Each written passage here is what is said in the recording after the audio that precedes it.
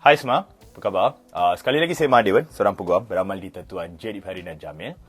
Topik kita pada hari ini adalah mengutip hutang dari perspektif seorang peguam. Mula-mula sekali ya, tuan-tuan dan puan-puan.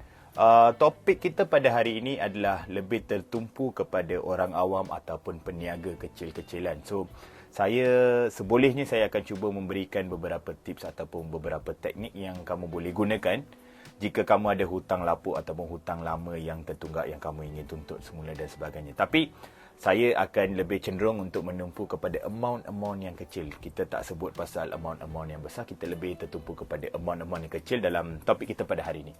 Mula-mula sekali ya, tuan-tuan dan puan-puan.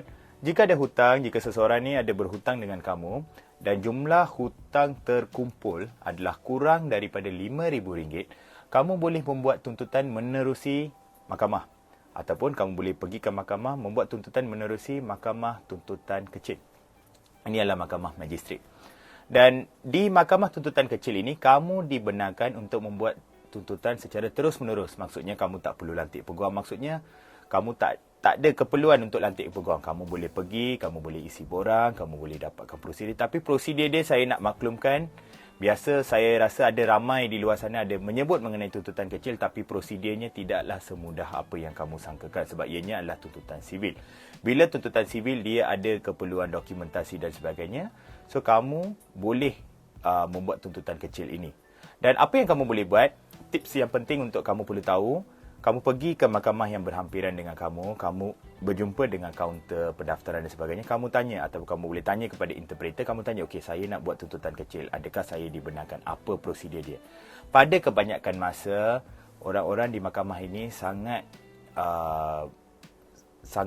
biasa dengan proses ataupun prosedur tuntutan kecil ini dan mereka boleh memberikan kamu tunjuk ajar bagaimana untuk membuat tuntutan. Biasanya borang, biasanya apa bukti yang kamu perlu ada, dokumen yang kamu boleh kemukakan. Semua ni mereka boleh ajar kamu sedikit sebanyak untuk kamu membuat tuntutan ini. So, bila dah tahu prosedur, setiap step-step ni kamu boleh ikut dan kamu boleh dapatkan satu keputusan di mahkamah yang mengatakan atau yang menunjukkan ini adalah jumlah tuntutan kamu dan tuntutan kamu dibenarkan. Tapi macam biasa, ini adalah tuntutan sivil.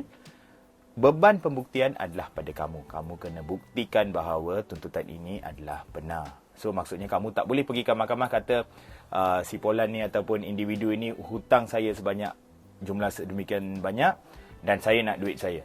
Tak boleh. So, kamu kena ikut prosedur-prosedur yang sebagainya.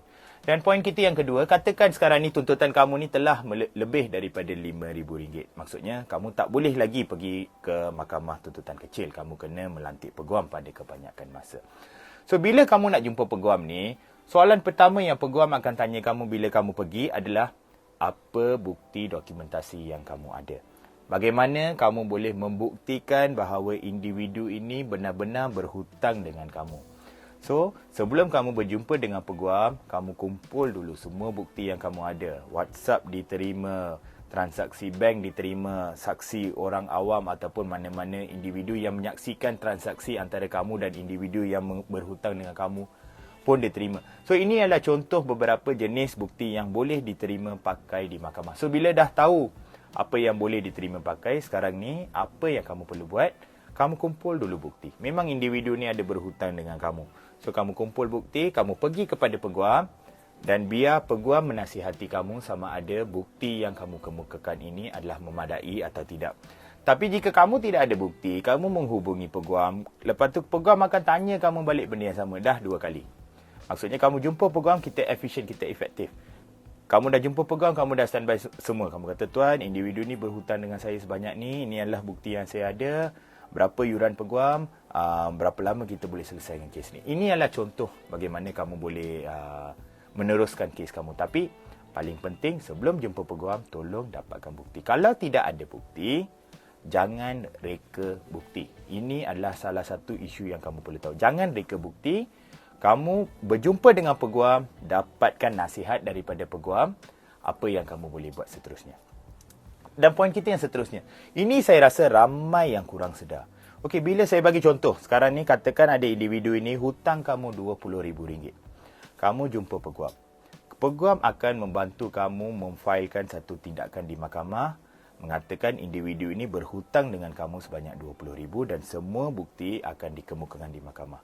Dan seterusnya mahkamah akan menentukan sama ada bukti yang kamu berikan ini diterima atau tidak ataupun memadai atau tidak untuk membuktikan tuntutan kamu terhadap individu ini sebanyak RM20,000. Okey, sekarang kamu dah ada satu penghakiman yang mengatakan individu ini berhutang dengan kamu sebanyak RM20,000. Kalau individu ni tak nak bayar, macam mana? Ini adalah sesuatu yang ramai orang awam kurang sedar. So, dia ada dua langkah. Langkah pertama adalah membuktikan tuntutan, adalah meminta mahkamah memberikan satu penghakiman mengatakan hutang ini adalah benar. Poin kedua adalah recovery. Recovery ni ataupun bagaimana kamu ingin mendapatkan semula duit kamu. So, bila kamu buat recovery ni, ada step-step lain. Ini adalah satu tindakan yang berasingan. Ini kamu kena tahu ya. So, satu, tindakan pertama dah bukti. Okey, individu ini hutang kamu. Dan kedua, kamu kena tuntut balik duit ni.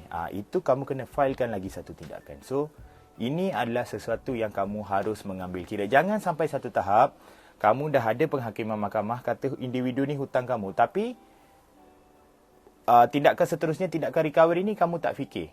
Kos, kamu kena fikir. Ini adalah salah satu benda yang sangat penting. So, bila kamu memfilekan tuntutan, bila kamu berbincang dengan peguam, kamu tanya peguam soalan-soalan yang sedemikian rupa. Okey, sekarang ni kita filekan satu tuntutan. Apa cara yang kita boleh buat untuk kita recover balik untuk mendapatkan semula duit kita ni? Apa cara dia? Ini kamu kena tanya peguam. Sebab setiap kes adalah unik. Setiap peguam ada solusi ataupun langkah-langkah yang tertentu untuk mendapatkan semula duit kamu. Tapi ini kita kena tengok situasi. Bukan semua situasi adalah sama. Saya nak bagi satu jawapan yang boleh menepati semua situasi adalah tidak betul lah. Saya tak boleh berbuat sedemikian rupa.